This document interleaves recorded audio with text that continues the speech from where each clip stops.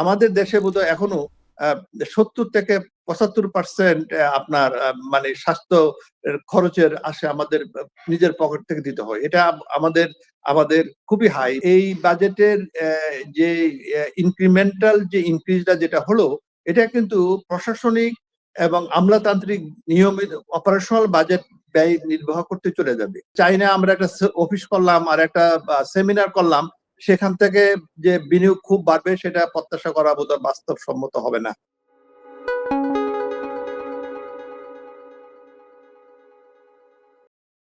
29 June অর্থ বিল পাশ হলো। এর মধ্য দিয়ে 2026-27 অর্থ বছরের বাজেট চূড়ান্ত হলো। এই বাজেট জনগণকে কতটা স্বস্তি দিল, কতটা অর্থনৈতিক সমৃদ্ধির পথ উন্মুক্ত করলো, এসব নিয়ে রাজনৈতিক পরিসরে অনেক আলোচনা হয়েছে, সংসদে বিতর্ক হয়েছে। এই বাজেট নিয়ে আমরা কথা বলবো ইন্টারন্যাশনাল ইউনিভার্সিটির অফ বিজনেস, এগ্রিকালচার অ্যান্ড টেকনোলজির অধ্যাপক গোলাম রসুলের সঙ্গে। অধ্যাপক গোলাম রসুল, আপনাকে স্বাগত। ধন্যবাদ আপনাকে সৌরভ ভাই এবং দর্শকদেরকে। হ্যাঁ, 29 জুন তো বাজেটের অর্থ বিল পাশ হলো, অর্থাৎ এটি চূড়ান্ত। জনগণ কি পেল এবং কি অপূর্ণ থাকলো? ধন্যবাদ সৌরভ ভাই। এবারের যে বাজেট আমাদের, যেটা আমাদের জাতীয় সংসদ বা গতকাল অর্থ বিল পাশ করলো, তো এইবারের বাজেট নিয়ে অনেক আলোচনা হয়েছে। এই কারণ এবারের বাজেটটা একটা বিশেষ সময়ে বিশেষ প্রেক্ষাপটে এবার বাজেটটা হয়েছে। এইবারের বাজেটের অন্যান্য গতানুগতিক বছরের বাজেটের তুলনায় এবারের বাজেটের একটা পার্থক্য ছিল এই যে এবারের বাজেটের যে একটা ডেভেলপমেন্ট একটা ফিলোসফি ছিল। এই বাজেটে এবার অন্যান্য বছরে শুধু মানে যেমন অর্থনৈতিক প্রবৃদ্ধি, অবকাঠামো বাড়ানো ইত্যাদির পরিবর্তে এবারের বাজেটে একটা থিম নিয়ে আসলো। সেই থিমটা হচ্ছে মূল বাজেটের লক্ষ্য থিম হচ্ছে এটা গণতান্ত্রিক, মানবিক ও অন্তর্বর্তীমূলক অর্থনৈতিক অভিমুখের যাত্রা। কাজী এইবারে বাজেটকে আমরা বুঝতে হইলে যে বাজেট পাশ হলো, আমাকে দেখতে হবে যে বাজেটের যে মূল প্রতিপাদ্য বিষয়, যে বাজেটকে গণতান্ত্রিক করা, মানবিক করা এবং অন্তর্বর্তীমূলক করা। এই যে আকাঙ্ক্ষাটা বাজেটে উপস্থাপন করা হয়েছে, সেই আকাঙ্ক্ষাটা কতটা বাস্তবায়িত হচ্ছে বা হবে। আমরা যদি সেই দিক থেকে লক্ষ্য করি, তো এইবারের বাজেটের যে প্রথম যদি আমরা দেখি যে বাজেটের একটা প্রথম চেষ্টা যে বাজেটকে গণতান্ত্রিকায়ন করা, বাজেটকে ডেমোক্রেটাইজেশন করা। এখন এখন এখন প্রশ্ন জাগে যে বাজেটকে যখন আমরা গণতান্ত্রিকায়ন করার কথা বলি, এটার মানেটা কি আসলে? তো গণতান্ত্রিক কয়ন মানে হচ্ছে যে বাজেটকে যে জনগণের অংশগ্রহণ, বাজেটের যে সিদ্ধান্ত গ্রহণ, অর্থনৈতিক যে সিদ্ধান্ত গ্রহণ, সম্পদ বন্টন, আয় ব্যয়ের যে হিসাব, এই এই এই ক্ষেত্রে একটা আরো স্বচ্ছতা, আগের তুলনায় আরো স্বচ্ছতা ও জবাবদিহিতার নিশ্চিতকরণ এবং বাজেটে এই সিদ্ধান্ত গ্রহণে শুধু বাজেট এবং বড় বড় যে অর্থনৈতিক যে সিদ্ধান্ত গ্রহণ করা হয়, সেই সিদ্ধান্ত গ্রহণের ক্ষেত্রে আমরা কতটুকু মানুষের অংশগ্রহণকে নিশ্চিত করতে পারছি। আমরা যদি সেই দিক থেকে লক্ষ্য করি, আমরা যদি দেখি বাংলাদেশের এবারের যে বাজেট তৈরি হলো, যেটা আগের বাজেটের তুলনায় যেভাবে আমাদের দেশের বাজেট যে প্রণয়ন এবং বাস্তবায়ন যে প্রক্রিয়াটা দেখা যায়, সেই প্রণয়ন এবং বাস্তবায়ন প্রক্রিয়াটা কিন্তু এখনো বেরি আমলাতান্ত্রিক এবং এবং এবং এবং ব্যুরোক্রেটিক রয়ে গেছে। এই বাজেটের আমরা যদিও গণতান্ত্রিক কথা বলছি, এই বাজেটকে জনগণের অংশগ্রহণ নিশ্চিত করা এবং এবং এর স্বচ্ছতা ও জবাবদিহিতা বৃদ্ধি করার ক্ষেত্রে কিন্তু আমাদের এই বাজেটে আমরা এখন তেমন কোনো উল্লেখযোগ্য কোনো পরিবর্তন দেখি না। বাজেটটা পাশ হলো তো আপনার জাতীয় সংসদে, এবং জাতীয় সংসদে জনগণের প্রতিনিধিরাই অংশ নিতে পেরেছেন, বিতর্ক করেছেন, প্রস্তাব দিয়েছেন।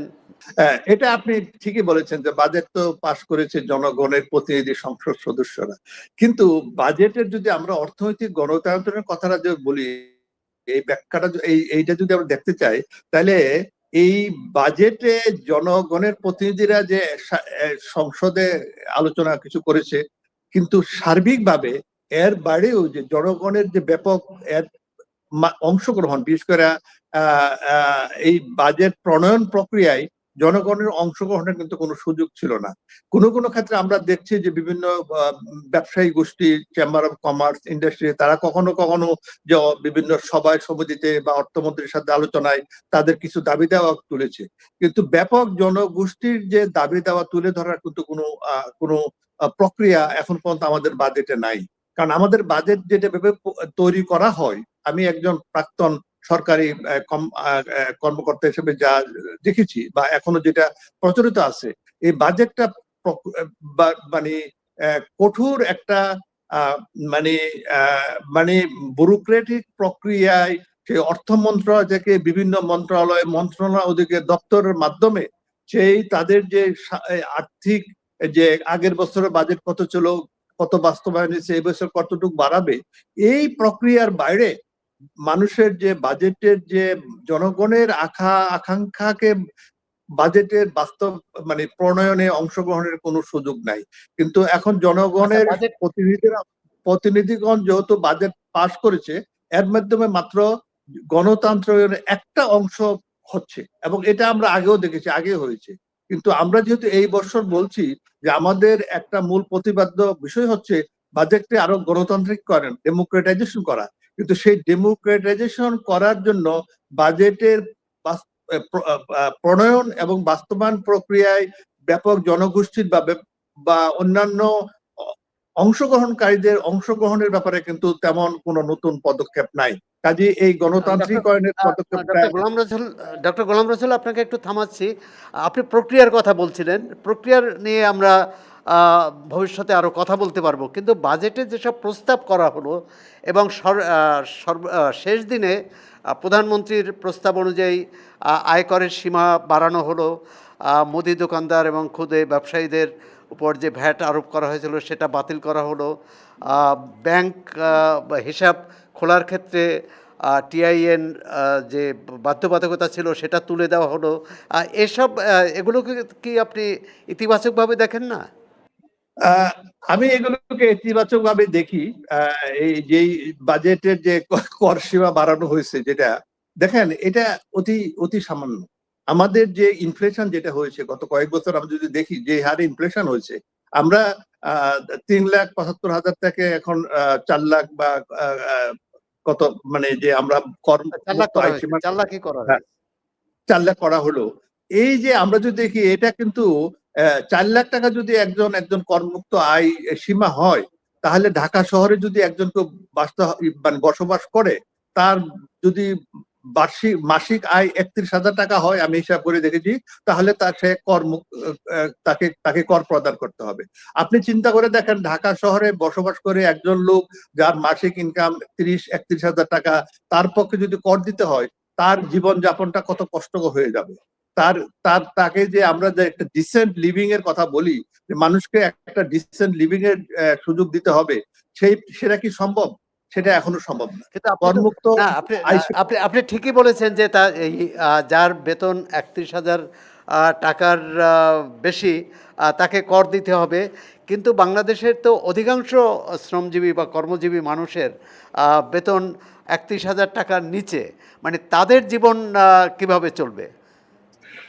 তাদের জীবন তো আরো খারাপ হবে, তাদের জীবন আরো খারাপ হবে। এই জন্য আমি বলছি যে বাজেটের যে গণতান্ত্রিক কথা যে বলা হচ্ছে, এই গণতান্ত্রিক কথা কিন্তু খালি আমাদের এটা ভাষা না, এটাকে আমাদের অর্থনৈতিক যে কাঠামোতে রূপান্তরিত করতে হবে। অর্থনৈতিক কাঠামোকে অর্থনৈতিক কাঠামোর গণতন্ত্রায়ন দরকার, আর সেটা আমরা স্বীকার করি। অর্থনৈতিক কাঠামোর গণতন্ত্রায়ন অর্থাৎ কেউ কেউ আঙ্গুল ফুলে কলা গাছ হবে বা বট গাছ হবে, আর অধিকাংশ মানুষ সেই যে অন্ধকারে ছিল সেই অন্ধকারেই থাকবে, এটি তো গণতান্ত্রিক ব্যবস্থা নয়। সেটি স্বীকার করি, কিন্তু কিছু কিছু পদক্ষেপ যেই বাজেটে নেওয়া হয়েছে এর বাইরেও যেমন যেমন কর আরোপের ক্ষেত্রে বলা হয়েছে, অনেক ব্যবসায়ীদেরও অনেক সুযোগ সুবিধা মানে বাড়ানো হয়েছে, আবার অন্য অন্য পেশাজীবীদেরও বাড়ানো হয়েছে। সবটা মিলে আপনি বাজেটকে কিভাবে মূল্যায়ন করছেন? না, এবারের বাজেটে কিছু পজিটিভ দিক আছে। আপনি বলছেন, আমরাও বলছি যে সোশ্যাল সেক্টরে বাড়াইছে, মানে আমাদের শিক্ষা খাতে বাজেট বাড়ছে, স্বাস্থ্য খাতে বাজেট, এগুলো ভালো। কিন্তু আপনি যেটা বলছিলেন, আমাদের বাজেটকে যদি নিম্ন আয়ের লোকদেরকে যদি স্বস্তি দিতে হয়, তাহলে আমাদের কর কাঠামোটাকে আরো আরো প্রগ্রেসিভ করতে হবে। আমাদের বর্তমান যে কর কাঠামো যেটা আছে, এটা কিন্তু একটা রিগ্রেসিভ কর কাঠামো, নিবর্তনমূলক কর কাঠামো। কারণ আমাদের আগের মতো এবারও আমাদের অধিকাংশ বাজেটের, আমাদের যে আয় 6 লাখ কোটি টাকা যে এনবিআর থেকে যে আয়টা করা হবে, এর প্রায় 70% আসবে ইনডাইরেক্ট ট্যাক্স থেকে, পরোক্ষ কর থেকে। এখন আপনি পরোক্ষ কর মানেটা কি? পরোক্ষ করটা হচ্ছে একটা রিগ্রেসিভ ট্যাক্স, বিবর্তনমূলক ট্যাক্স। কারণ এই পরোক্ষ করের ক্ষেত্রে যেটা হয়, একজন ধনী লোক একটা জিনিস কিনলে যে পরিমাণ ট্যাক্স দিচ্ছে, একজন গরিব লোক তাকেও এক পরিমাণ ট্যাক্স দিতে হচ্ছে, যার ফলে এই এই গরিব লোকের উপর চাপটা বাড়ছে। এটা হলো একটা। দ্বিতীয়ত যেটা হচ্ছে যে আমরা যারা গরিব লোক, নিম্ন আয়ের লোকজন আছে, নিম্ন আয়ের লোকরা তাদের ইনকামের বড় একটা অংশ ব্যয় করে এই কনজাম্পশন ক্ষেত্রে, তাদের হয়। অন্যদিকে যারা উচ্চ আয়ের লোক, তারা তাদের আয়ের একটা সামান্য ক্ষুদ্রতম অংশ তারা কনজাম্পশনে ব্যয় করে, যার ফলে এই কারণে এই এই পরোক্ষ করের ক্ষেত্রে যেটা হয় যে জনগণের উপর, নিম্ন আয়ের জনগণের উপর করের বোঝাটা বাড়ে। এবং আমরা আগের মতো এবারও দেখলাম, আমরা আমাদের সেক্ষেত্রে আপনি অর্থনীতিবিদ হিসেবে আপনার পরামর্শ কি? কিভাবে এই আওতাটা বাড়ানো যেত, করের জালটা বাড়ানো যেত কিভাবে? কর কাঠামোটাকে, এই যে নিবর্তনমূলক যে বর্তমান যে যে আমাদের যে বিদ্যমান যে কর কাঠামো, যেটা বহু বছর চলে আসছে, আমরা একটা সহজ পথে নেই, ইনডাইরেক্ট ট্যাক্স, এটা করটা তুলতে ইজি। আমরা এইটা থেকে সরে এসে আমাদের ডাইরেক্ট ট্যাক্সে আরো মনোযোগ দিতে হবে। আমাদের প্রত্যক্ষ করকে বাড়াইতে হবে। যাদের আয় বেশি তাদের কাছ থেকে আরো বেশি নিতে হবে, যাদের আয় কম তাদেরকে আরো ছাড় দিতে হবে। কাজে আমরা এই ক্ষেত্রে কর কাঠামোর যে একটা ব্যাপক পরিবর্তন প্রত্যাশা করা হয়েছিল, যেটা বাজেটের এবারের থিম থেকে আমরা আশা করছিলাম যে কর কাঠামোতে কিছু পরিবর্তন আনা হবে, কিন্তু কর কাঠামোতে কিন্তু তেমন কোনো কাঠামোটা আগের মতোই মানে রিগ্রেসিভ রয়ে গেছে। যার কারণে যারা নিম্ন আয়ের যে জনগণ, ব্যাপক জনগণ, তাদের ক্ষেত্রে কিন্তু তেমন স্বস্তির কোনো এখনো লক্ষণ দেখা যাচ্ছে না। আর এই এই বাজেটে যে মূল্যস্ফীতির যে মূল্যস্ফীতি কমানোর যে লক্ষ্যমাত্রা নির্ধারণ করা হয়েছে, যে আগামী বছর এটি 7.5-এ নিয়ে আসা হবে, এবং প্রবৃদ্ধি 6.5% বাড়ানোর কথা বলা হচ্ছে, এটি কি সম্ভব বলে মনে করেন আপনি? এটা চ্যালেঞ্জিং। এটা আমরা চাই যে এটা হোক। আমরা চাই যে আমাদের মূল্যস্ফীতি 7.5 ওরা টার্গেট করছে এই বাজেটে। আমরা চাই এটা আরো 7-এর নিচে নামে আনোর। কারণ মূল্যস্ফীতি হচ্ছে একটা মানুষের উপর মানুষকে মানুষের মানে দুর্বিষহ অবস্থা হয়ে যাচ্ছে। আমরা গত প্রায় 3-4 বছর থেকে কন্টিনিউয়াস উচ্চ মূল্যস্ফীতিতে ভুগছে জনগণ। তাদের আয় বাড়ছে না, মজুরি বাড়ছে না, কিন্তু জিনিসপত্রের দাম বাড়ছে। এটা কমাইতে হবে এবং আমাদের প্রতি বছর অর্থনৈতিক উন্নয়নের গতি বাড়াইতে হবে। কিন্তু আমরা যদি আচ্ছা, বাস্তবতা যেগুলো দেখি, আমরা যে বাস্তবতা যেটা দেখি, যে এই যদি বাস্তবতা নিরিখে যদি বিচার করি যে অর্থনৈতিক গ্রোথ যেটাকে 6.5% বলা হয়েছে এই বাজেটে, এটা কতটুকু সম্ভব, এখানে কিন্তু আমরা আশা করছি এটা 6.5 হবে বা আরো বেশি হওয়া দরকার। কিন্তু বাস্তবতা কিন্তু সেটা বলছে না। কারণ আমাদের অর্থনৈতিক গতি বাড়ানোর জন্য আমাদের ইনভেস্টমেন্ট বাড়াইতে হবে, আমাদের কর্মসংস্থান সৃষ্টি হবে, অর্থনৈতিক গতি আনতে হবে। আমরা গত 2 বছর দেখছি অর্থনীতি একেবারে একটা স্থবির অর্থনীতি হয়ে গেছে। এখানে প্রাইভেট সেক্টর ইনভেস্টমেন্ট নাই। আপনি যদি দেখেন যে আমাদের প্রাইভেট সেক্টরে যে ইনভেস্টমেন্ট, এটা ঋণাত্মক। গত গত 1-2 বছর থেকে এটা ঋণাত্মক। এবং এই প্রাইভেট সেক্টরে যদি গ্রোথ না হয়, এবং প্রাইভেট সেক্টরে যে ইনভেস্টমেন্ট, ক্যাপিটাল ইনভেস্টমেন্ট, মেশিনারি আমদানি, এবং ইভেন ইন্টারেস্ট রেট, এখন আমাদের বাংলাদেশে মুদ্রা মূল্যস্ফীতিকে নিয়ন্ত্রণের জন্য বাংলাদেশ ব্যাংক তাদের যে পলিসি রেটটাকে অনেক হাই করে রাখছে। এই পলিসি রেটটা উচ্চ হওয়ার কারণে যে আপনি যদি কোনো ব্যাংক, কোনো ব্যবসায়ী, কোনো শিল্প গোষ্ঠী যদি লোন নিতে চায় 13 থেকে 14% ইন্টারেস্ট রেট, 13 থেকে 14% ইন্টারেস্ট দিয়ে কোনো ব্যবসা সফল হবে না, এটা সম্ভব না। এবং যার ফলে দেখা গেছে যে আমাদের দেশে এখন এই যে প্রাইভেট সেক্টরের যে ইনভেস্টমেন্ট, এটা গত 2 বছরে ক্রমাগত ভাবে নিচের দিকে যাচ্ছে মানে এবং এই সর্বনিম্ন প্রাইভেট পর্যায়ে সেক্টর। আসছে। কিন্তু আপনি মনে করেন যে সুদের হার কমানো উচিত? সুদের হার কমানো উচিত অবশ্যই। সুদের হার শুধু একটা না, আরো ফ্যাক্টর দরকার, কিন্তু সুদের হার অবশ্যই কমাইতে হবে। কারণ আমরা এই সুদের হার দিয়ে আমরা যদিও চাচ্ছিলাম মূল্যস্ফীতি কমাতে, মূল্যস্ফীতি কিন্তু আমরা তেমন কমাইতে পারি না এখনো বর্তমানে মূল্যস্ফীতি 9%-এর উপরে। কাজেই মূল্যস্ফীতি শুধু মুদ্রা নীতি দিয়া, মনিটারি পলিসি নিয়ন্ত্রণ করা যাবে না। এর জন্য আমাদের দেশের অর্থনীতির যে সাপ্লাই সাইডের যে প্রবলেম যেগুলো আছে, সে সাপ্লাই সাইডের প্রবলেম গুলো দূর করতে হবে। আমাদের যে বিদ্যুতের ক্রাইসিস, আমাদের গ্যাসের ক্রাইসিস, আমাদের কৃষকরা ঠিক মতো সার পাচ্ছে না। এখন আমরা সেই আমাদের ইনভেস্টমেন্টের মানে আমাদের ব্যবসা বাণিজ্যের সিন্ডিকেট কাজ করছে, এখনো অলিগার্ক গোষ্ঠীগুলো কাজ করছে। আমরা সেগুলোকে যদি চেঞ্জ না করে খালি টাইটেন মুদ্রানীতি দিয়ে আমাদের মূল্যস্ফীতি কমার চেষ্টা করি, সেটা কাজ করবে না। এবং সেটা কাউন্টার প্রোডাক্টিভ হয়ে গেছে এবং হয়ে অলরেডি। কারণ আমাদের যেই হারে এই উচ্চ মুদ্রানীতি, উচ্চ যে ইন্টারেস্ট রেটের কারণে আমাদের প্রাইভেট সেক্টর ইনভেস্টমেন্ট একেবারে কমে গেছে। এবং যার ফলে আমাদের যে বেকারত্ব এখন একটা বিরাট সামাজিক ব্যাধি হয়ে দাঁড়াইছে। বেকারত্ব বাড়ছে, বিশেষ করে শিক্ষিত যারা তরুণ যুবক আছে, যারা ইউনিভার্সিটি গ্রাজুয়েট হয়ে বের হচ্ছে, তাদের মধ্যে বেকারত্বের হার অনেক বেশি। এবং এই বেকারত্বের কারণটা কিন্তু এই যে অর্থনৈতিক গতিটা স্লো হয়ে অনেক কলকারখানা বন্ধ হয়ে গেছে, নতুন কলকারখানার সৃষ্টি হচ্ছে না, বিনিয়োগ আসতেছে না। এর ফলে যে আমাদের যে বেকারত্ব বাড়ছে, এবং এই বেকারত্ব কিন্তু শুধু এটা অর্থনৈতিক প্রবলেম না, এটার একটু সামাজিক সাংস্কৃতিক প্রবলেমও আছে। এই বেকারত্ব বৃদ্ধির কারণে একজন কিন্তু শিক্ষক হিসেবে বলেন যে এই বেকারত্ব কমানোর উপায় কি, কিভাবে কমানো যাবে? সরকার কি কি পদ্ধতি নিতে পারে, কি ব্যবস্থা নিতে পারে? আমাদের জব ক্রিয়েট করতে হবে, এবং জব ক্রিয়েটের জন্য করতে হবে যে আমাদের ইনভেস্টমেন্ট করতে হবে। এবং সেই ক্ষেত্রে যেটা দেখতে হবে যে আমাদের কোন সেক্টরে ইনভেস্টমেন্ট করলে আমাদের জবটা বেশি ক্রিয়েট হয়। কারণ আমরা যদি যেই সেক্টরগুলোতে বেশি জব ক্রিয়েট হয় সেখানে যদি প্রাধান্য না দিয়ে আমরা যদি হাইটেক কিছু সেক্টরে যেখানে আমরা ইনভেস্ট করি, তাহলে ইনভেস্টমেন্ট হবে কিন্তু আমার জব ক্রিয়েট হবে না। এই জন্য আমাদের অর্থনীতির যে এইবার বাজেটে আমরা যেটা আশা করছিলাম যে সরকার এই জব ক্রিয়েটকে, কর্মসংস্থান সৃষ্টিকে একটা মূল লক্ষ্য নিয়ে কাজ করবে, কিন্তু আপনি যদি বাজেটটাকে কেয়ারফুলি পর্যালোচনা করেন, দেখবেন যে আসলে জব ক্রিয়েটের ক্ষেত্রে এমন কোনো নতুন কিছু আমরা দিক নির্দেশনা এখনো পাইনি। এবং যে ক্ষেত্রে কিছু কিছু ক্ষেত্রে বলা হচ্ছে, যেমন আইটি সেক্টরে যারা ফ্রিল্যান্স করে তাদেরকে একটু ট্যাক্স সুবিধা দেওয়া হবে, বা ক্রিয়েটিভ ইকোনমি কিছু সুবিধা দেওয়া হবে।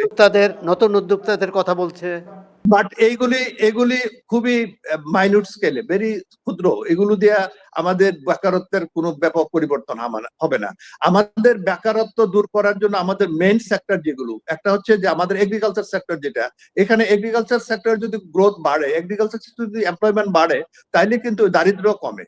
তারপর হচ্ছে যেটা আমাদের যে এসএমই সেক্টরে, যেটা আমাদের ক্ষুদ্র মাঝারি শিল্প। এখন আপনি যদি দেখেন আমাদের ক্ষুদ্র মাঝারি সেক্টরে বা কৃষি সেক্টরে, এবারে বাজেটে কিন্তু কৃষি সেক্টরে আমাদের আরো কমে গেছে, বাজেট কমে গেছে। কাজেই তারপর এসএমই সেক্টর গুলো যেটা ঋণ পাচ্ছে না। আপনি যদি দেখেন আমাদের যে ব্যাংকিং সেক্টর যে ক্রাইসিস যেটা হচ্ছে এবং অর্থনৈতিক ক্রাইসিস, আমাদের ব্যাংকিং সেক্টরটা পুরা মানে অল্প কয়েকজন লোকের হাতে পুরা ব্যাংকিং সেক্টর কেন্দ্রীভূত হয়েছিল এবং এখনো হয়ে আছে। যার ফলে কিন্তু এটা তো বিগত মানে আওয়ামী লীগ সরকারের সময় এই ব্যাংকিং খাতে লুটপাট হয়েছে এবং বিদেশে অর্থ পাচার হয়েছে। আর সরকার তো বলেছে সেই লুটপাট বন্ধ করা এবং পাচার হওয়া অর্থ ফেরত আনারও উদ্যোগ নিয়েছে। এটা কতটা সম্ভব হবে? এখন ব্যাংকিং সেক্টরে যে অনিয়ম যেটা চলছে, যার কারণে কিন্তু এটাকে আমরা যদি স্ট্রাকচারালি দেখেন যে আমাদের ব্যাংকিং সেক্টরের যে নীতি যেটা ছিল বা যেভাবে করা হচ্ছে, আমরা অল্প কিছু লোকের হাতে সেই ব্যাংকিং সেক্টরটাকে নিয়ন্ত্রণ কন্ট্রোল করার ক্ষমতা আমরা দিয়ে দিয়েছিলাম। আপনি যদি দেখেন প্রায় যে এখন যে এনপিএল নন পারফর্মিং লোন ছাড়া গেছে 35%-এর বেশি, এই নন পারফর্মিং লোনের 70% হচ্ছে প্রায় অলমোস্ট 10টা শিল্প গোষ্ঠীর হাতে। 70% নন পারফর্মিং লোন 10টা শিল্প গোষ্ঠীর হাতে, এবং এই যে 10টা শিল্প গোষ্ঠী তারা টাকা নিয়ে তারা বিদেশে পালন করে দিচ্ছে।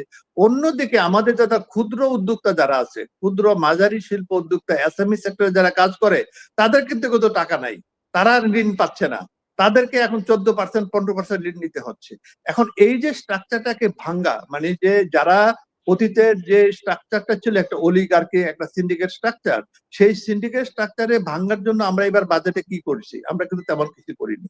কাজেই আমরা যেটা মুখে বলছি যে আমরা অর্থনীতিকে গণতায়ন করব, আমরা অলিগার্ক ভাঙবো, সিন্ডিকেট ভাঙবো, কিন্তু বাস্তব যদি বাজেটে এই ক্ষেত্রে কোনো স্পষ্ট নীতিমালা নাই, যার মাধ্যমে আমরা অতীতের যে অর্থনীতির যে ক্ষমতা কেন্দ্রীভূত হয়েছিল অলিগার্কের হাতে, সিন্ডিকেটের হাতে, সেটা ভাঙ্গার মতো এখনো কিন্তু কোনো স্পেসিফিক উদ্যোগ এই বাজেটে নাই। তো কাজেই আমাদের আমাদের আমরা যেটা আশা করছি যে অর্থনীতিকে গণতান্ত্রিক করানোর জন্য আমাদের একটা বড় চ্যালেঞ্জ এখন দাঁড়াচ্ছে যে এই যে অর্থনৈতিক ক্ষমতা যে কেন্দ্রীভূত হয়ে আছে, এটা শুধু ব্যাংকিং সেক্টরে না, কিন্তু এটা ব্যাংকিং সেক্টরে, এটা আমদানি বাণিজ্য ক্ষেত্রে, ভোগ্য পণ্যের ক্ষেত্রে। আপনি দেখেন আমাদের আমদানি বাণিজ্য কয়জন কন্ট্রোল করছে? অল্প কিছু। ইভেন ভোগ্য পণ্য মার্কেটের আমরা প্রায় দেখি দাম বেড়ে যাচ্ছে। এটা কিন্তু একটা কারণ হচ্ছে যে এই ভোগ্য পণ্যের ক্ষেত্রে অল্প কিছু ব্যবসায়ী গোষ্ঠী, শিল্প গোষ্ঠী, অধিকাংশ সেই ভোজ্য তেল বলেন, সেই পেঁয়াজ বলেন, সেই চিনি বলেন, অল্প কিছু শিল্প গোষ্ঠী তারা সেই পুরা আমদানি বাণিজ্যটাকে নিয়ন্ত্রণ করছে। কাজে তাদের এই নিয়ন্ত্রণ ক্ষমতাটাকে ভাঙতে হবে। আমরা যদি সত্যি অর্থনৈতিক গণতান্ত্রিক করতে চাই, তাহলে সেই নিয়ন্ত্রণ ক্ষমতাটাকে ভাঙতে হবে। তার পরবর্তীতে যদি আমরা আসি, আপনি যে আরেকটা আমাদের এবারের বাজেটে আরেকটা ইম্পর্টেন্ট প্রতিপাদ্য বিষয় হচ্ছে মানবিক অর্থনীতি করা, যেটা মানে হচ্ছে অর্থনীতিকে আরো আরো আরো আরো আরো মানুষের কাছাকাছি নিয়ে যাওয়া, যেটা এটা একটা ভালো পদক্ষেপ। আমরা এটার কিছু রিফ্লেকশন এবারের বাজেটে আমরা দেখতে পাচ্ছি, যে এবারের বাজেটে আমাদের শিক্ষা খাতে বাজেটে ব্যয় বৃদ্ধি পাইছে, আমাদের সোশ্যাল প্রোটেকশন সেক্টরে সেকেন্ড হাইয়েস্ট বাজেট এবার সোশ্যাল সিকিউরিটি, সোশ্যাল প্রোটেকশন সেক্টরে, এবং স্বাস্থ্য খাত বাজেট বাড়ছে। কিন্তু আমরা যদি আমরা ওই যে যদি মানবিক অর্থনৈতিকের কথা বলি, সেখানে আমাদের মূল লক্ষ্য হচ্ছে মানুষের সক্ষমতা বাড়ানো, মানুষের মানে আসলে তার ক্যাপাসিটি টু বাড়ানো।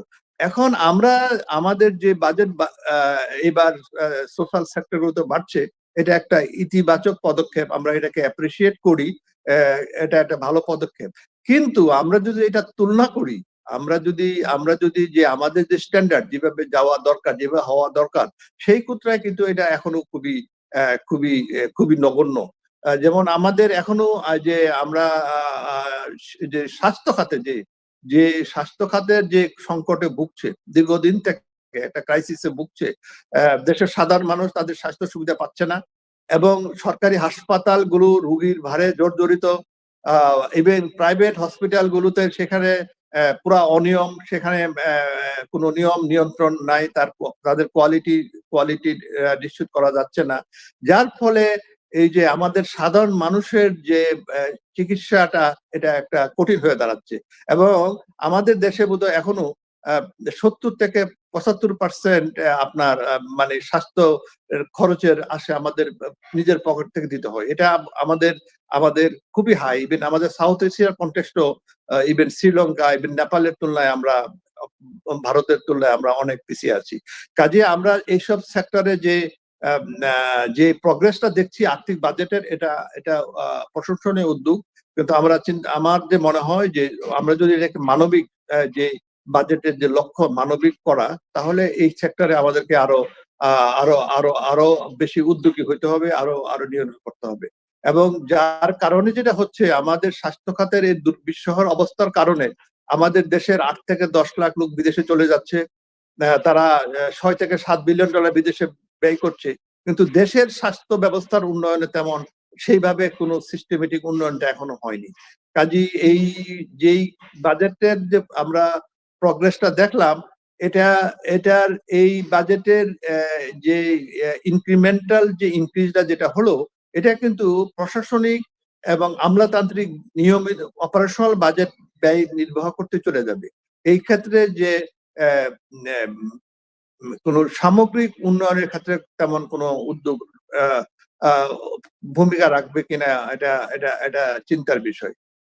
দ্বিতীয়ত শিক্ষা খাতের যে বাজেট, এবার শিক্ষা খাতের সেকেন্ড মানে বেশ ভালো, থার্ড হাইস্ট বাজেট শিক্ষা খাতে দেওয়া হয়েছে।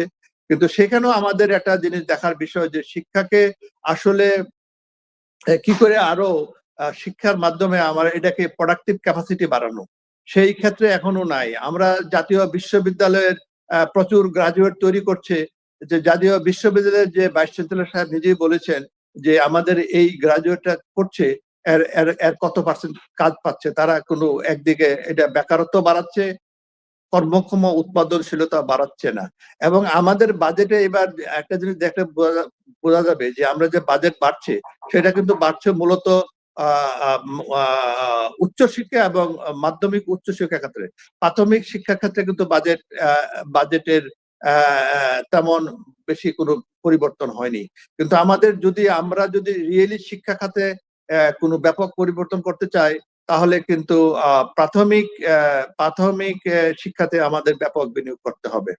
আপনি বলছিলেন যে বাজেটের দেশের যে বড় সমস্যা বেকারত্ব, এই বেকারত্বের জন্যে বিনিয়োগ দরকার। বিনিয়োগ হলে শিল্প কারখানা হবে এবং শিল্প কারখানা হলে মানুষের কর্মসংস্থান হবে। তা সম্প্রতি আমাদের প্রধানমন্ত্রী তারেক রহমান চীন এবং মালয়েশিয়া সফর করেছেন। বিশেষ করে চীন সফরের লক্ষ্য ছিল বিনিয়োগ সেখান থেকে দেশে বিনিয়োগ নিয়ে আসা, এবং সেখানে একটা বিনিয়োগ অফিসও আমরা বিনিয়োগ অফিসও খুলেছি বা খোলার ঘোষণা দেওয়া হয়েছে। অন্যদিকে বিনিয়োগ সম্মেলনে প্রধানমন্ত্রী যোগ দিয়েছিলেন। এই তৎপরতায় মানে এসব কর্মকাণ্ড বিনিয়োগ কতটা আকৃষ্ট করতে পারবে বলে মনে করেন, এবং সার্বিকভাবে আপনি প্রধানমন্ত্রীর অর্থনৈতিক দিক থেকে প্রধানমন্ত্রীর চীন সফরকে কিভাবে দেখছেন? ধন্যবাদ আপনাকে সৌরভ ভাই এগেন। যে এবং আপনি যেটা বললেন, আমাদের মাননীয় প্রধানমন্ত্রী তারেক রহমান সাহেবের যে এবার চীন সফর, এই চীন সফরটা কিন্তু এটা একটা বহুমাত্রিক। আমরা অতীতে যা দেখেছি, চীনের সাথে বাংলাদেশের সম্পর্ক ছিল মূলত অর্থনৈতিক ক্ষেত্রে। চীনের বিনিয়োগ, চীনের ইনফ্রাস্ট্রাকচার, এই ক্ষেত্রে আমাদের চীনের ব্যবসা বাণিজ্য, এই ক্ষেত্রে। এইবার যদি আমরা আমরা বর্তমান আমাদের প্রাইম মিনিস্টার এই ভিজিটটা কিন্তু আমাদের বাংলাদেশ ইনের সম্পর্কটাকে এই অর্থনীতির বাইরে আরো অনেক দিকে বিস্তৃত করেছে।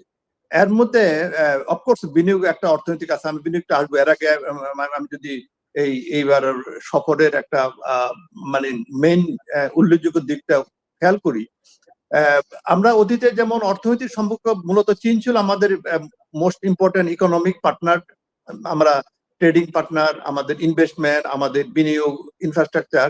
এইবার প্রথম কিন্তু আমরা এটাকে ছাড়াইয়া সাংস্কৃতিক ক্ষেত্রে নিয়ে গেছি এই প্রথম।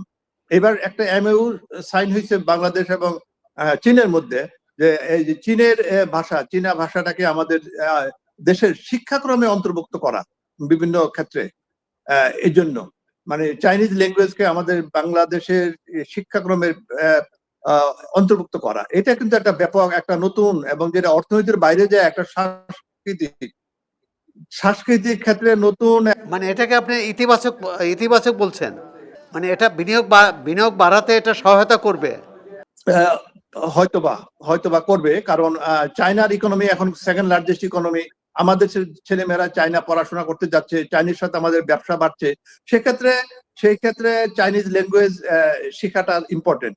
কিন্তু আমরা এটাকে যদি মানে শিক্ষাক্রমের অন্তর্ভুক্ত করি, সেই প্রশ্ন কিন্তু দেখা দিতে পারে। তাহলে কিন্তু আরো অনেক ল্যাঙ্গুয়েজ চলে আসতে পারে, আরো ফ্রেঞ্চ, আরো ইম্পর্টেন্ট ল্যাঙ্গুয়েজ আছে, আরো অনেক জাপানিজ ইম্পর্টেন্ট ল্যাঙ্গুয়েজ আছে। এইসব প্রশ্ন কিন্তু চলে আসবে যে আমরা কেন ফ্রেঞ্চকে করছি না, আমরা কেন জাপানিজকে করছি না, আমরা কেন চাইনিজকে করছি, আমরা কেন বা ইভেন হিন্দিকে করছি না বা উর্দুকে করছি না, আর কেন অ্যারাবিককে করছি না। কাজে এই ব্যাপারটাকে একটু আরো আরো আরো আরো আরো গভীরে যায় দেখার বিষয়, কারণ এটা হয়তো শিখতে পারে। না, ভাষা শেখাটা হয়তো বাধ্যতামূলক না, এটা বিকল্প থাকবে, এটা ঐচ্ছিক থাকবে। কিন্তু এটা বলেন যে আমরা এখানে আমরা এর আগে বিভিন্ন অর্থনৈতিক অঞ্চল করেছি, এবারেও চীনের জন্য একটা আলাদা অর্থনৈতিক অঞ্চল করার কথা বলেছি। এর অবকাঠামোগত সুবিধা কতটা আছে, কতদিনে এটা বাস্তবায়ন করা যাবে, সব মিলিয়ে এই বিনিয়োগের দৃষ্টিতে বলুন যে এটা বাস্তবায়ন কিভাবে করা যাবে, না, বাড়ানো যাবে কি? বিনিয়োগের দৃষ্টিতে আমাদের অনেক প্রত্যাশা যে চাইনিজ বিনিয়োগ বাড়বে। চাইনাতে আমাদের একটা বিডার একটা অফিস করছে, চাইনাতে ওরা কনফারেন্স করলো, ওখানে করলো, এই সবই প্রত্যাশা। কিন্তু বাস্তবায়ন কিন্তু অন্যদিকে, কারণ চাইনিজ যে আমরা আগেও চায়নার অনেক প্রত্যাশা আমরা দেখেছি। আমরা একসময় ভেবেছিলাম যে যখন যে চায়না ইউএস ট্রেড ওয়ার হচ্ছিল, তখন আমরা ধরে নিয়েছিলাম যে চায়নার শিল্প সব আমাদের দেশে চলে আসবে। সেটা হয়নি, কারণ আমাদের দেশের অভ্যন্তরীণ যে বিনিয়োগের অবস্থা যদি ক্রিয়েট করতে না পারি, আমরা যদি দেশীয় বিনিয়োগকারীদের আগ্রহ সৃষ্টি করতে না পারি, শুধু চাইনিজ বিনিয়োগ আসবে তা না। আমাদের দেশের বিদ্যুতের ক্রাইসিস, আমাদের দেশের যে গ্যাসের ক্রাইসিস, অনেক হাজার হাজার শিল্প প্রতিষ্ঠান দাঁড়িয়ে আছে, গ্যাস পাচ্ছে না। কাজে সেই সমস্যাগুলো ইন্টারনাল অবকাঠামোগত এবং যে যে নীতিগত সমস্যাগুলো যদি আমরা সমাধান না করতে না পারি, তাহলে চাইনা আমরা একটা অফিস করলাম আর একটা সেমিনার করলাম, সেখান থেকে যে বিনিয়োগ খুব বাড়বে সেটা প্রত্যাশা করা বোধহয় বাস্তবসম্মত হবে না। কাজেই এই বিনিয়োগের ক্ষেত্রে এই সফর কতটা উল্লেখযোগ্য ভূমিকা রাখবে সেটা এখনো প্রশ্নবোধক। যাক, আমরা আশা করি যে যে বিদেশি এবং দেশি বিনিয়োগ আকৃষ্ট করার জন্য যেসব পদক্ষেপ নেওয়া দরকার সরকার সেগুলো নেবে, কারণ আমাদের অর্থনীতিকে এগিয়ে নিতে হবে। দেশকে এগিয়ে নিতে হলে আমাদের বেকারত্ব দূর করতে হবে এবং মানুষের কর্মসংস্থান বাড়াতে হবে। আশা করি যে বাজেটে যে অঙ্গীকার বা সরকার যে নীতি পরিকল্পনা নিয়েছে, এটি বাস্তবায়নেও সংশ্লিষ্টরা উদ্যমী ভূমিকা নেবে। ডক্টর গোলাম রসুল, আপনাকে চর্চায় সংলাপে যোগ দেওয়ার জন্যে অনেক অনেক ধন্যবাদ, শুভেচ্ছা, ভালো থাকবেন। এবং আমারও প্রত্যাশা যে আমাদের বিনিয়োগ বাড়ুক, কর্মসংস্থান সৃষ্টি হোক, আমাদের অর্থনৈতিক গতি আসুক, এবং এই বলে আমি আপনাকে এবং চর্চার দর্শকদেরকে ধন্যবাদ জানাচ্ছি। Thank you very much.